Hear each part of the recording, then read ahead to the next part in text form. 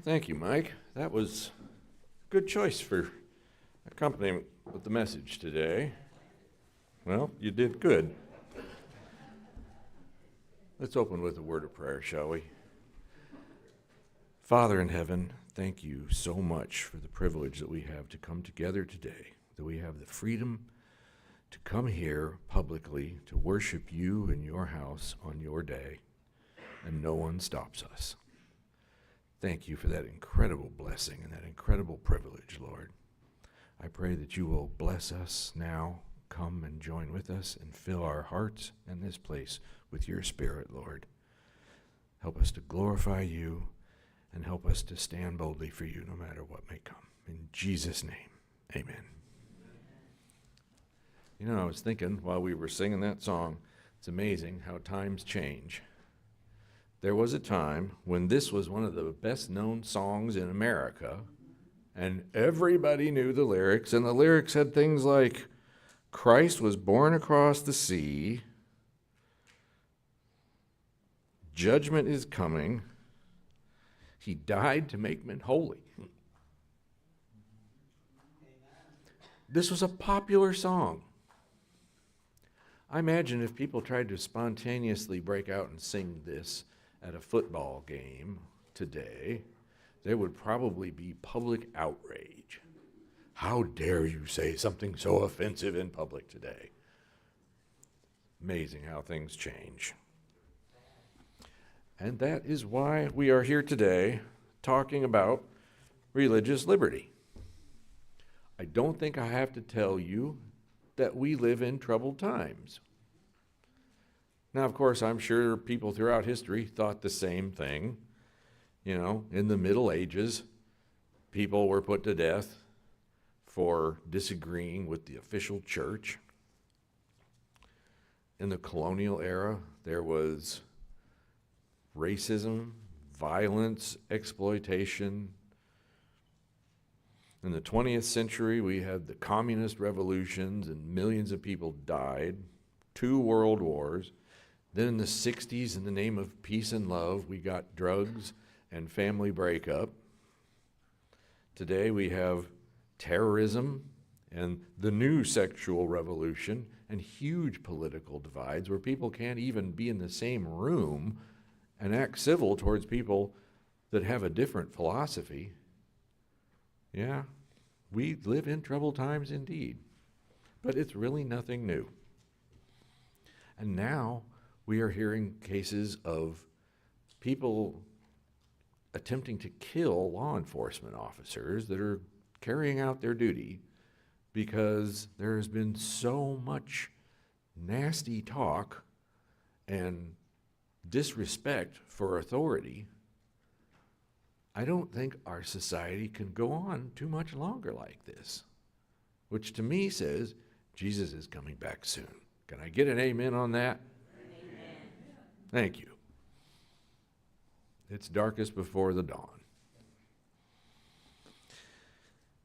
You know, a lot of conservative Christians are tempted to avoid any political topics. It's like politics is dirty, something Christians don't do. You know, you don't smoke, you don't drink, you don't cuss, you don't hang with the people who do, and you don't do politics.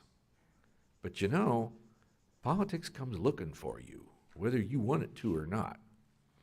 Today, we want to look at one of my favorite characters in the Bible, Daniel.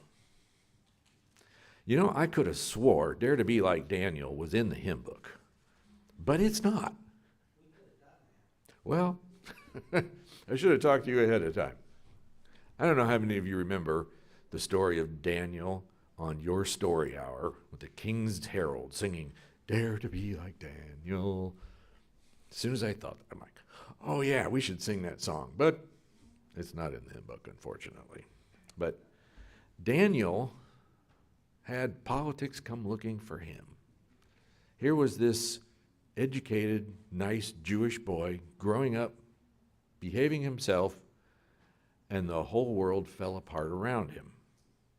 Now, he'd grown up in a society that had gradually drifted away from God. sometimes drifted a little faster than others. And God had told them repeatedly, if you do not remain faithful, if you keep worshiping idols, there is going to be a day of retribution. And so the Babylonians invaded, took prisoner thousands of Jews, in particular the best educated parts of the royal family, and Daniel was one of them. Daniel had been involved, perhaps in some degree, in learning the ropes of government growing up because he was part of the ruling class, so to speak. And he's taken off to a completely different culture. Now, as a good Jewish boy, he knew things the way you were supposed to do things, right? Daniel was not an idol worshiper, unlike a lot of the people around him. He knew the truth, he knew the one true God, and he knew how you were supposed to behave. And then he finds himself in a completely alien culture, and the only thing he has to hold on to is his faith in God, what he has known of the Lord that he serves.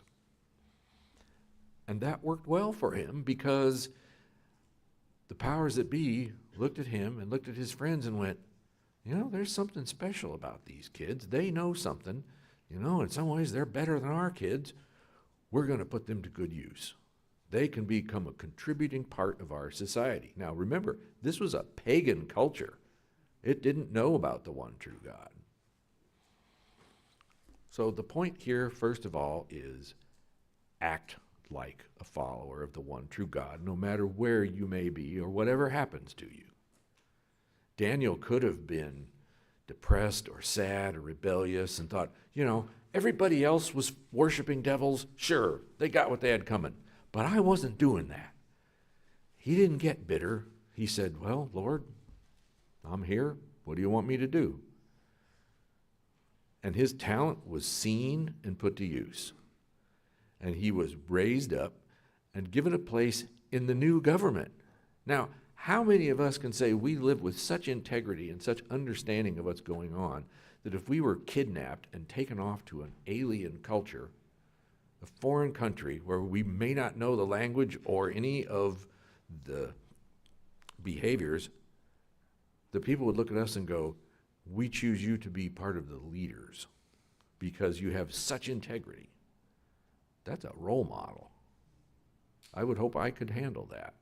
I would hope all of us would be able to function that well.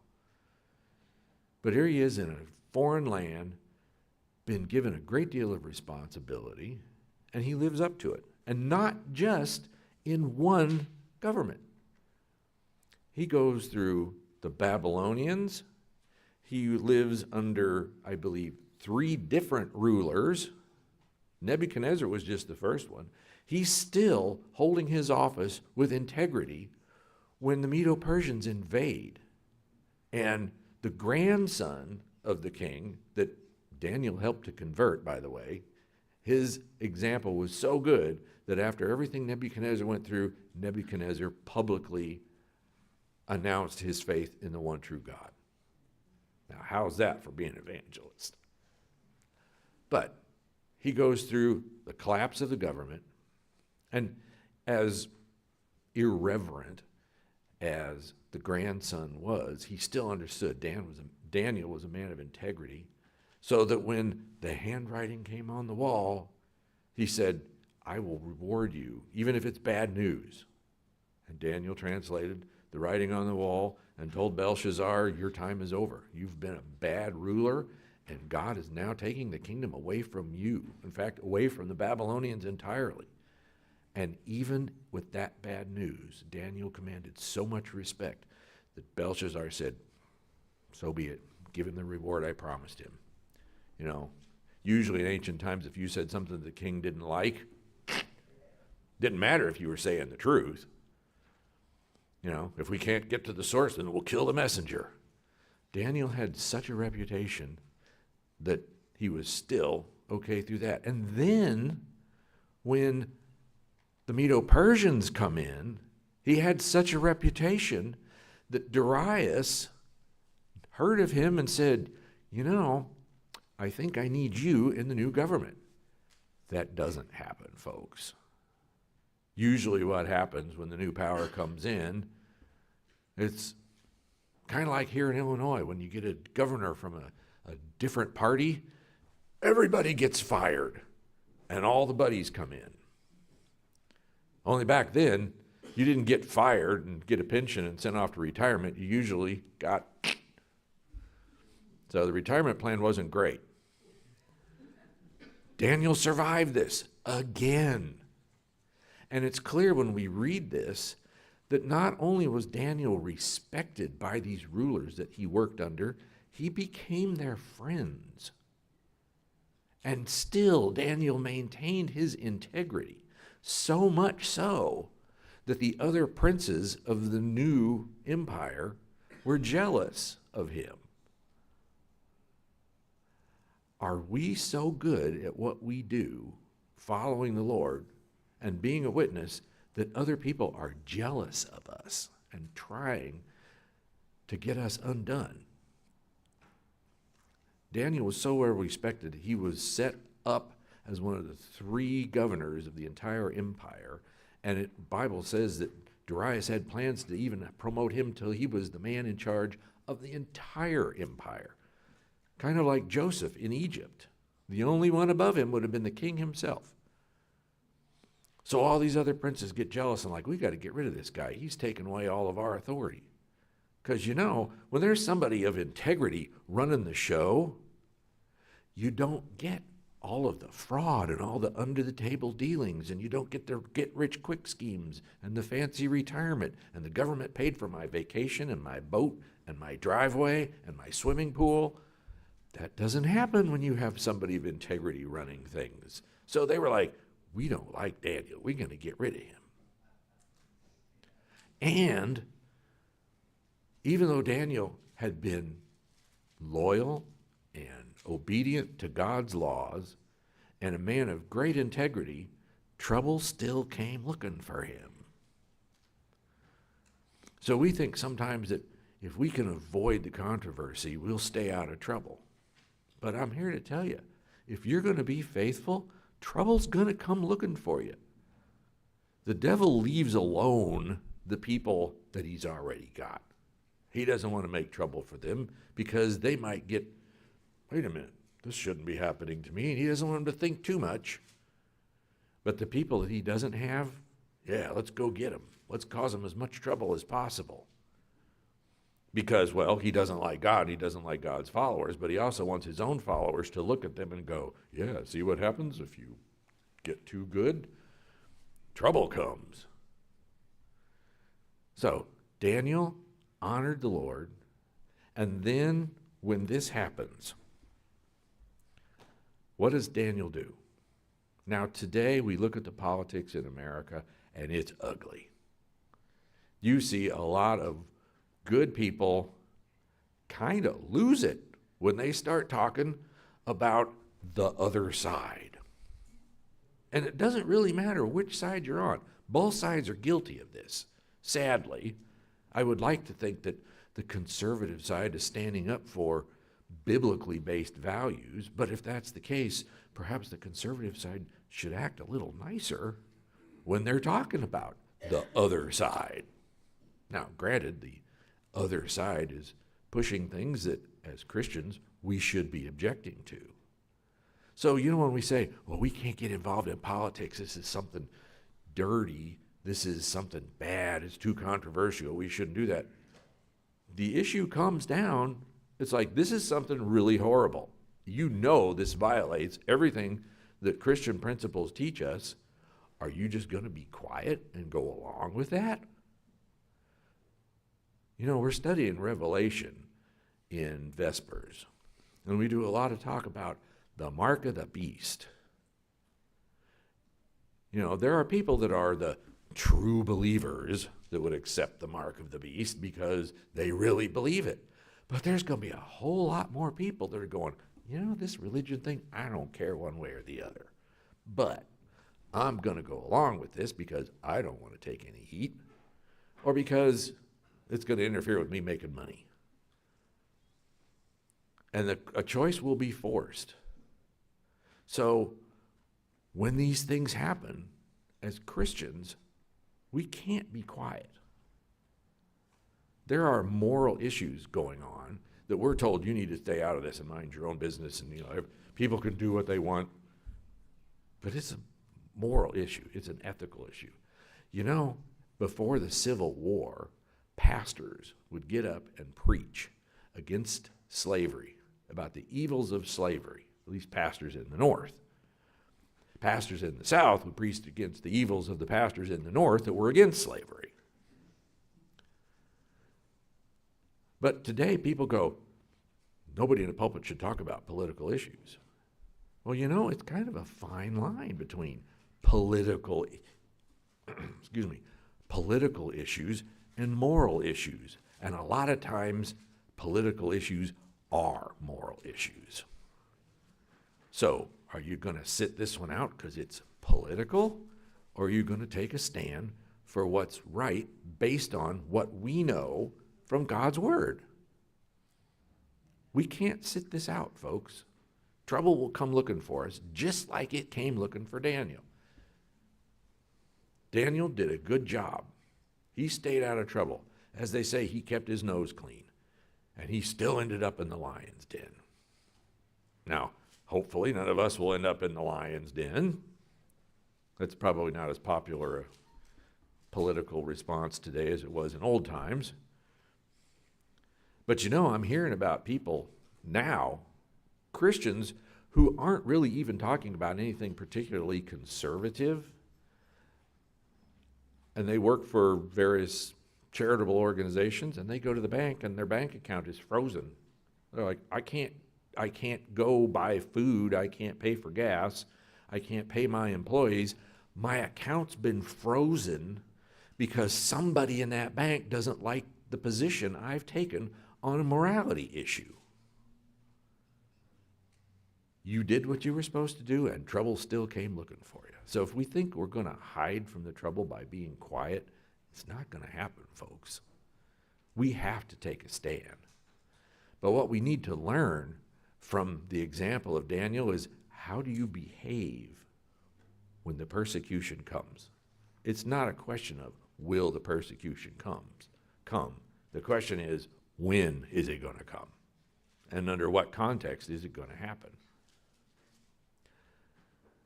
So, these jealous princes play on the vanity of the king and go, king, you're a great guy. Everybody should know this. We're going to get this fixed so everybody prays only to you. And the king went, ooh, I like that. That sounds pretty good. Yeah, what could possibly go wrong with that? And then when the king finds out what was going on, he's like, they weren't trying to make me look good. They were trying to manipulate me. And now I have to throw my friend in jail, into the lion's den. I'm going to have to get my friend murdered because of some skullduggery on the part of these politicians. Solomon was right when he said there's no new thing under the sun. Same as it was then, still happens today. Only instead of ending up in the lion's den, you could end up outed in social media, or maybe I should say anti-social media, where people will smear you and attack you and say nasty things about you so that people are all of a sudden treating you like a leper, and you haven't done anything wrong. In fact, you've done what was right. That's why you're being treated like a leper, because you did what was right.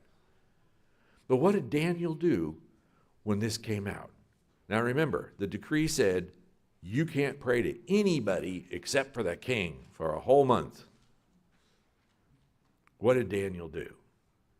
He went home and he prayed to the God of heaven, just like he did every day before. Now, remember, Daniel at this point was friends with the king. Was Daniel being disrespectful to the king by not praying to him? Was Daniel doing peaceful protest? I would say yes, that's one of the options. But Daniel was also showing the king, what you're doing is wrong. You don't have the right to coerce the conscience.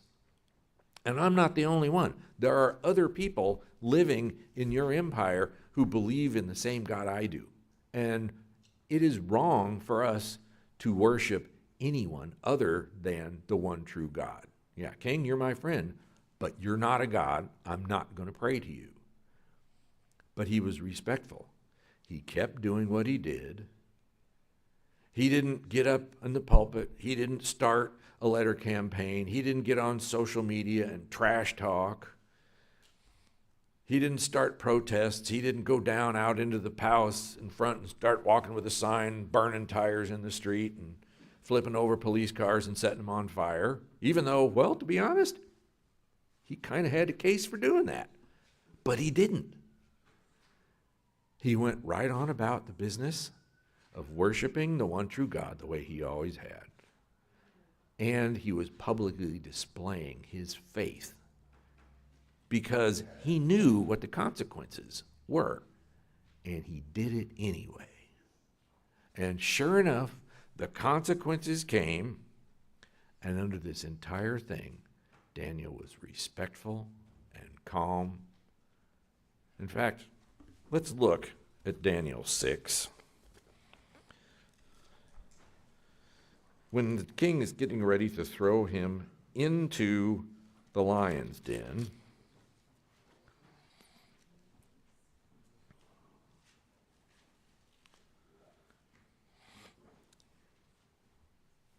it's verse 16. I was thinking, I found it last night. I should have written it down. The king commanded, they brought Daniel, cast him into the den. Now the king spake and said unto Daniel, thy God, whom thou servest continually, he will deliver you. This is the statement of the pagan king. I know that your God, who you serve, will deliver you. And Daniel was respectful, and he says, O king, live forever. My God will save me. And when they take him out, Darius was up all night worrying about this. He was really upset. This is such injustice, and I was such a fool to get dragged into this. And here my friend, the only trustworthy counselor in the entire empire, I have to use a legal dirty trick and get him executed. But when he goes down to the lion's den, he's, Daniel, are you in there? Are you okay? And how does Daniel answer? Yeah, of course I am. What did you think was going to happen? I serve the one true God, not those fake gods. No, he said, O king, live forever. My God has delivered me. The example here is Daniel was always calm and respectful, even under such terrible circumstances as being thrown in the lion's den. So you might get fired because the new boss is like, you belong to some weirdo cult group. Why can't you work on Saturday like everybody else? I actually heard of a case this week of a guy who was a Sunday worshiper, and he told his boss, who got a new boss, who said, I can't work on Sunday because that's the day of worship. And the boss said, what do you belong to some weirdo cult? Why can't you work on Saturday like everybody else? I was like, wow. There are people out there with such hostility toward God that even Sunday worshipers will be treated badly. And this is kind of the essence of what we are dealing with here, religious liberty. In this nation, we have a founding principle that all people will be able to practice and to believe following their own conscience. Now, a lot of times we're like, yeah, religious liberty is to protect us Sabbath worshipers. The beauty of the religious liberty in this country is that it protects everyone.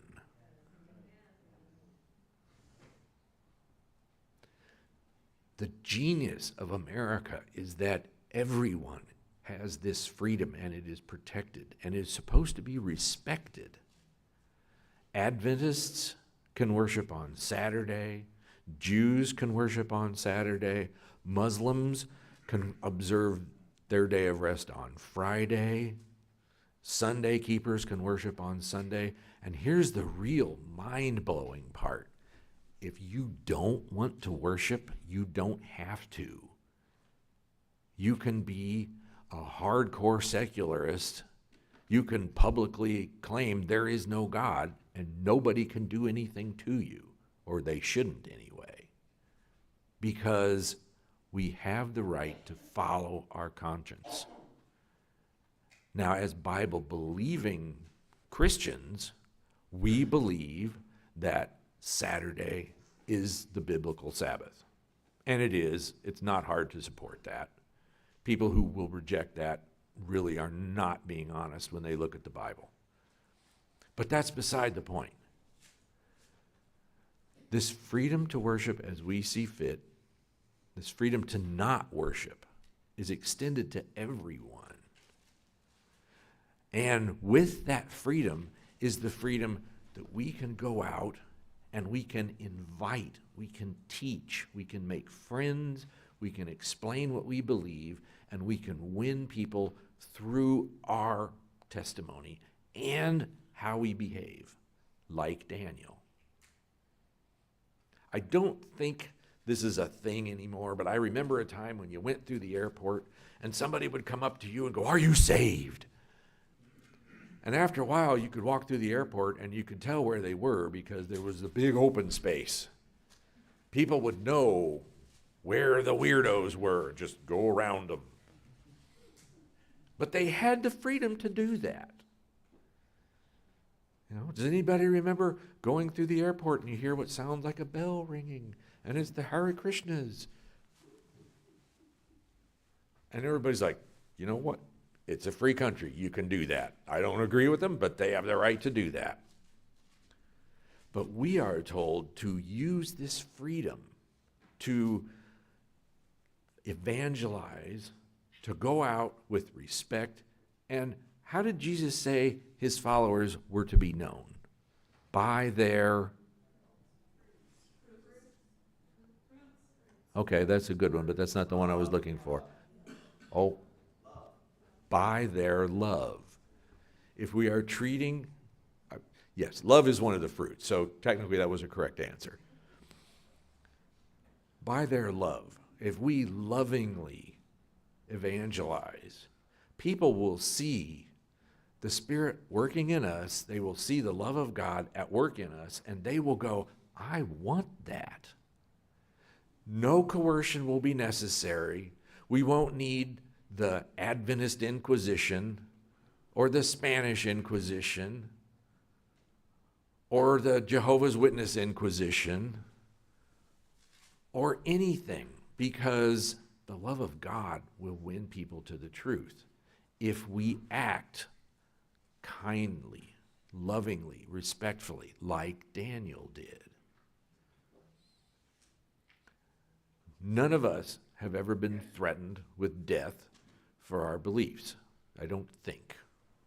Now, we have people from all over the world here, and it's possible some of you may have come from places where life could get pretty scary if you practiced your Christianity. And I'm not necessarily talking about maybe Eastern European or communist countries. But I don't think any of us have suffered that yet. Daniel had it right in his face. You better do this bad thing according to what God has taught you, or you're going to die. And Daniel said, bring it on. I'm not going to be ugly. Even if I'm right, I have a right to be ugly about this. This is really outrageous and unfair. But he was calm. He did what he was supposed to do. And it was a witness for all time. Not just to Darius, but to everyone since then.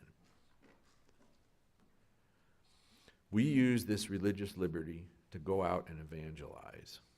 We support this magazine that goes out to all of our community leaders so that they understand the importance of this freedom of conscience, this foundational principle that America was built on, that so many people are forgetting about today. Now, there's a big controversy in America today about, is America a Christian country or not? that's a side issue. That's going down a rabbit hole that distracts people. A great many people at the beginning of our country were practicing Christians. Many of our leaders were deists. They believed that there was a supreme being, but they were not Christian as such. But they understood the importance of freedom of worship because they had just come out of a period in world history in the Middle Ages. Remember, this was the 16 and 1700s. People had come out of the Middle Ages where if you didn't agree with the church, it was off with their heads, or worse. And they said, no, the government cannot be involved in the practice of religion. It's hands off. Now today I hear a lot of people saying the separation of church and state. That Christian, and the reason they're using this is because Christians are going, as a decent country, there are certain things we shouldn't allow. And they're going, that's you trying to force your Christianity on us. So separation of church and state is you got to shut up and stay out of this. Ironic that that same argument was used against slavery before the Civil War. How many people today would go, oh, that's terrible, you should never preach against slavery? Nobody in their right mind would say that. But when we have Christians going, abortion is bad, abusing children in the name of sexual deviance is bad, and there are people going, oh, off with their heads, they're saying bad things. These are bad things, objectively bad things that everybody should object to. Sinners have the right to choose to sin. That is the foundation of our faith. That is, we have the right to choose if we are going to follow God or not. This country was built on the right to worship as you see fit. I think they're connected. God does not force anyone into his kingdom. If we're following his example, we would never force anyone to become a Christian. And by extension, we should treat with dignity anybody who disagrees with us. Because our own beliefs say even the people that disagree with us are formed in the image of God. And as such, we have to treat them kindly, with love and respect. That's not easy to do. I'm sure I don't have to tell you that. And yet that's a foundational principle. The kingdom of heaven is built on love and freedom. It was so important to God that we have the freedom to choose that Jesus died to buy that choice back for us. Who are we to try to coerce anyone to believe as we do? And at the same time, we don't have the right to coerce anyone else or to even treat them badly because they disagree with us. The example of Daniel was, I'm going to do what God wants me to do. I'm not going to make a big deal out of it, but I'm going to do it. I am quietly and reverently going to obey. I will make friends with the people who are put in my life. I mean, I'm sure there were a lot of things that went on in the Babylonian Empire and then the Medo-Persian Empire that Daniel, as a good Jewish boy, went, this is not proper stuff. And yet he was an administrator. He had an opportunity to do good. And I'm sure he used it. And I'm sure that life in those two empires was better for him being there. And he didn't go, I can't get involved in this. I'll get contaminated by being involved in all these politics. And obviously he had to deal with dirty politicians because some of them tried to get him killed because he wasn't a dirty politician. So we have a responsibility to be involved in our culture.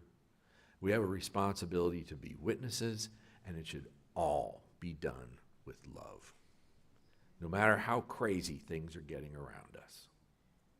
And I'm personally guilty of this. When I see the news and I see someone holding a microphone going, yes, this is a mostly peaceful protest, and the whole city's burning down behind him. I'm going, I don't think so. And you should stop lying to people. But, then I'm not following my own advice, and I'm not following the example of Daniel. So, in conclusion, religious liberty is vital to the health of our nation, to our culture, and it is vital to our sharing the gospel with the world around us. Most of us would not be in this room today if someone had not shared the gospel with us or one of our loved ones or one of our ancestors. That's it. We have been given a great blessing, and now we have an opportunity to carry on that blessing and to carry on that work and to share the good news of salvation. And there are people out there that would attempt to stop us, that would like to shut us up because they don't like that message. It's beyond me why anybody would not like the message of you can live eternally in happiness. But apparently there are some people who don't like that. I know, for one, the devil, and he's good at messing people up so they can believe some of the most ridiculous stuff. But that's all the more reason that we have an obligation to go out and share the light we know. Win people back from the kingdom of darkness. So, I would ask you all, do what you can to help support this mission of our church. And it is a mission of our church. Great many people over the years I've heard interviewed that were politicians that said, I had no idea about the importance of this until somebody gave me a copy of a Liberty magazine, and I began to see, wow, we have been neglecting an important part of what it means to be America. So even the little bit you can do to support that is going to a good cause and sharing the light. So I would encourage you all, do what you can to help this, but even more so, do what you can to take advantage of this liberty that we have. Live your life in a good way. Share it with your friends. Give people a good explanation for the life that you live, because we have that right. Eventually we're going to lose it, but right now we have it. Use it to the greatest advantage that we have, that God's kingdom will be fuller, that God will be glorified, and that Jesus would come back soon. The work would be finished. God bless you all. Happy Sabbath. Thank you.